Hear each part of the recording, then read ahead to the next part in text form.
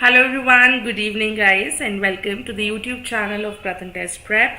Myself Neera Chopra, and here we are with yet another current affairs session which will cover the current affairs from the 22nd of May to the 1st of June. Hi everyone, I hope you all are doing absolutely well. You all are absolutely fine, I am assuming that, and your CUET exams are going well, right? So yes, but you do have your IP University paper, IP BCom, IP BBA, Eco Honors, English Honors, all such papers are left, and for these papers, current affairs are extremely important because we know that IP is going to fill in the rest of the seats with the CUET scores, right? So for that, current affairs are extremely important, all right? And even for IP University, for that matter, you need to study the current affairs because we know that questions from the current events are there which gets asked in the general awareness section along with the static events, all right? So in this particular YouTube video, PRATHAM Test Prep has come and it will do the current affairs from the 22nd May to the 1st of June. We are going regular with this series now, so make sure that you do not miss it. Alright, and we do these series on every Monday and Friday at 8:30 p.m. Every Monday and Friday at 8:30 p.m. we do these series, so make sure that you book your calendars for these slots and make sure to watch this channel. If you're new over here, subscribe to PRATHAM Test Prep channel if you haven't done it already. Hit the like button, and yes, without wasting too much of time, let's quickly see the first news. But before that, let's see the quote of the day. The quote of the day says that you cannot change your future, but you can change your habits, and eventually those habits will definitely change your future. And this is what the quote says, and this quote was given by Mr. APJ Abdul Kalam. Now we know that Mr. APJ Abdul Kalam is known as the Missile Man of India, right? So he was the Missile Man of India, and the very famous book that he has written is The Wings of Fire. We have studied about his book Wings of Fire in our schools as well. Missile Man of India, Wings of Fire, these are the two things which we can recall about APJ Abdul Kalam right away. Let's quickly see the first news of the day, and the first news says International Day of UN Peacekeepers. Now for every important day we have a theme attached to it, so make sure that you know the theme as well. So important day comes along with date and theme. These are the two things that you need to focus on. Now, what you need to know about International Day of UN Peacekeepers, that is observed on the 29th of May, and the theme that you should be aware of is Peace Begins With Me. That is the theme of UN Peacekeepers International Day, and it is observed globally. Okay, now we know that UN as an organization was set up after World War II so that no such world war happens.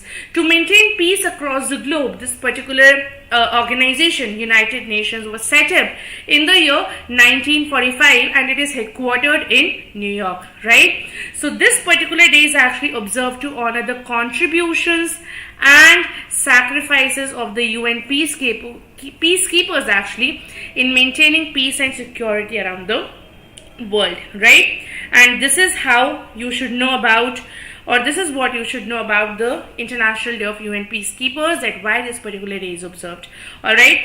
And the first time, or the first edition when this day was observed, was in the year 1948. 1948 was the first edition when this particular day was observed. And we know that United Nations is an international organization which is headquartered in New York, and it was established in 1945. I hope this is clear to all of you. Moving on to the next news, we have World No Tobacco Day.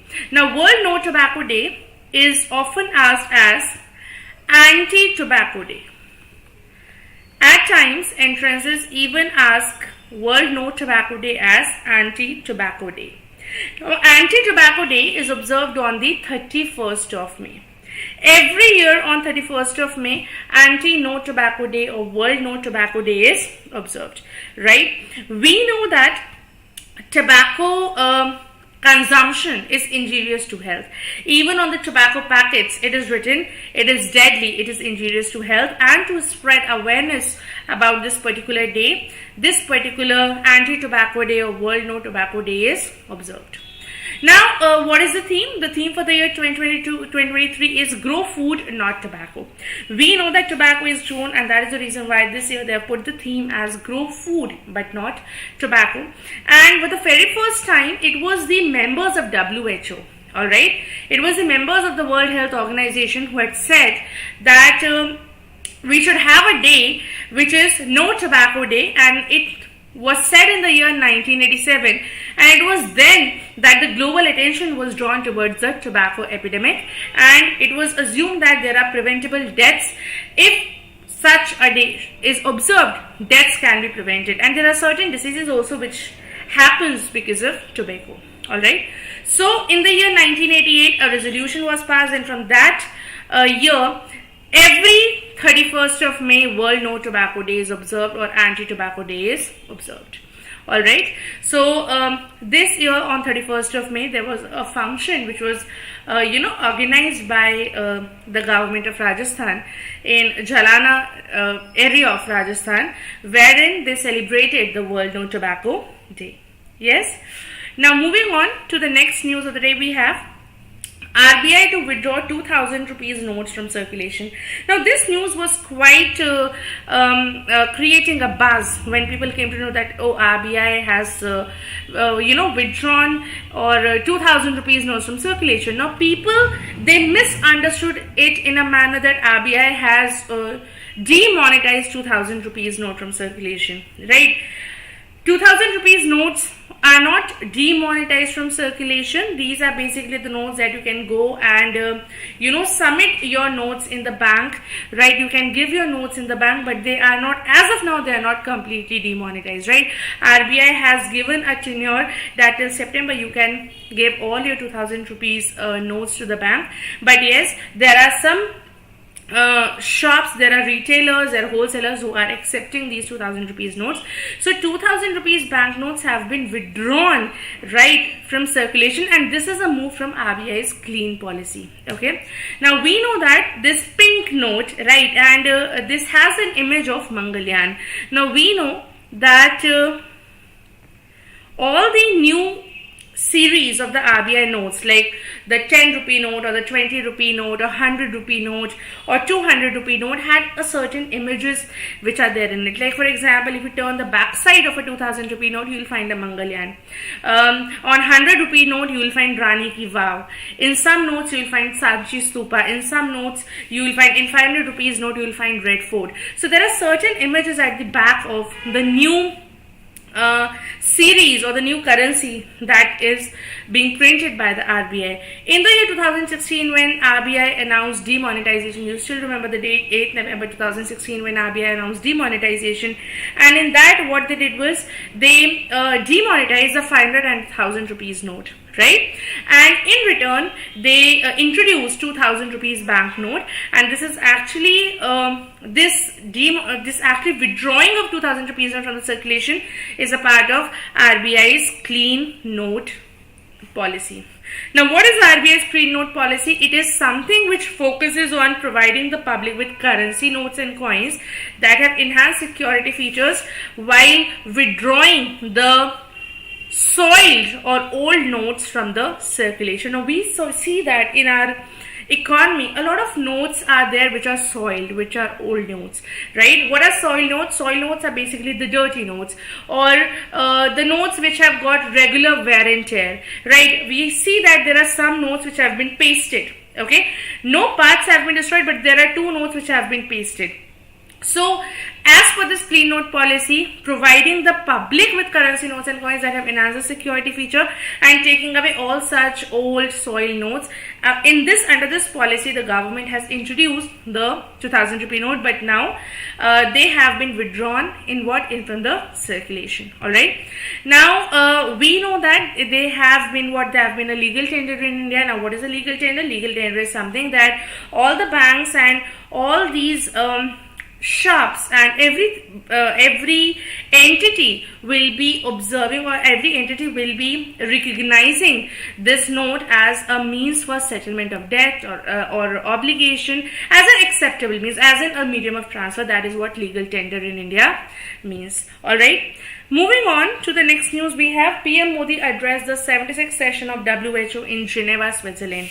Now, PM Modi has addressed this particular session of WHO, World Health Organization, and the headquarters of WHO is in Geneva. Now, WHO as an organization was established in the year 1948. Tedros Adhanom Ghebreyesus is the Director General of WHO, right? So WHO is basically what? WHO is a special agency related to health of the United Nations, and recently Modi ji, he has addressed the 76th session of WHO in Geneva, alright, on its 100-year milestone. Moving further, we have Neera Chopra became world number 1 in men's javelin rankings. Now we know that Neera Chopra, our very own Olympic champion, our very own Olympic winner, right, Olympic medalist, has become the number 1 athlete in the javelin rankings, world number 1 in the men's javelin throw rankings. So he actually had topped the chart with 1455 points, and the second person in this is Anderson Peters, right? Anderson Peters has received 1433 points. Now, points are not really important for you. You should know the rankings, right? So, on number 1 we have Neera Chopra, on number 2 we have Anderson Peters, and on number 3 we have the silver medalist of Tokyo Republic from Tokyo Olympics. He is from the CAG Republic, and the name of the person is Jakub. Right, these are the 3 people who are at rank 1, 2 and 3. So Jakub is at rank 3, Anderson Peters is at rank 2, Neera Chopra is at rank 1. Okay, and in September 2022 as well, Neera Chopra won the Diamond League. Now, if anybody of you remember, or if any one of you have seen the CLAT paper of the last year, which happened in December, question related to Diamond League, question related to Neera Chopra was there. This was a question which was there, right? Now, he has also won, Neera Chopra has also won the season openings in the Doha Diamond League on May 5, and he threw at 88.67 meters. So yes, world number 1 in men's javelin rankings is Neera Chopra, Olympic champion from India. Next news we have is Ruskin Bond wrote a new book titled The Golden Years. We know that Indian author Ruskin Bond writes a lot of books, and this time he has written a book which is known as The Golden Years. And you can see the cover page of the book as well. It's quite shimmery, it's quite glittery and golden. Okay, and the title of the book is The Many Joys of Living a Good Long Life. That is what the title of the book is. The book is published by HarperCollins India. This is the publication that published the book on the year on 19th of May 2023, right? And on Bond's 89th birthday, this particular book was published. Okay, now we have some bestsellers of Ruskin Bond. It is The Room on the Roof, that is one book. Second one is The Blue Umbrella. Third one is The Angry River, A Fight from Pigeons, Book of Humor, Rusty, Boy from the Hills, Hidden Pole. All these are the bestsellers of Ruskin Bond. Alright, moving further, we have Prime Minister Narendra Modi inaugurated the new Parliament building. If you can see in the image also, we have the image of the new Parliament building, and this was inaugurated on the 28th of May. Now we know that the Central Vista project of the government is going on. It is a redevelopment project which has actually revamped the Central Vista, basically the central administrative area of the Indian government. जो आपके पूरे रायसाना hills के area में है, right? They have revamped all that thing, and that is the Central Vista project of the government. The old Parliament House was inaugurated on January 1927, way before our independence, by Edwin Lutyens and Herbert Baker. Now, Edwin Lutyens is the same person who is the architect of Amrit Udyan. Edwin Lutyens is the same person who is the architect of Amrit Udyan. Right now, Amrit Udyan is the former name of Mughal Garden. So, Mughal Garden was formerly Amrit Udyan was formerly known as Mughal Gardens. Mughal Gardens recently they have changed the name to Amrit Udyan, and the architect of Amrit Udyan was Edwin Lutyens, and initially the old Parliament House was inaugurated by Edwin Lutyens and Herbert Baker, but this Parliament building is inaugurated by Mr. Narendra Modi. Now, the new Parliament House, here are some facts about the new Parliament House. The first one is that the foundation stone was laid on the 10th of December 2020. That was the day when the first foundation stone was laid. Next is that it has total 1272 seats, in which 888 seats are for the Lok Sabha members and 384 seats are for the Rajya Sabha people. Now, the building will have a lifespan of 150 years, because if you have made something, it should last long.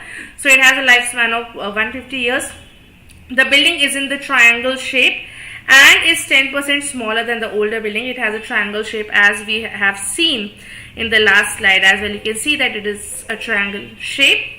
Bimal Patel is the chief architect. Like for the old building, we have discussed about the architect. It is Edwin Lutyens. For this building, it is Bimal Patel.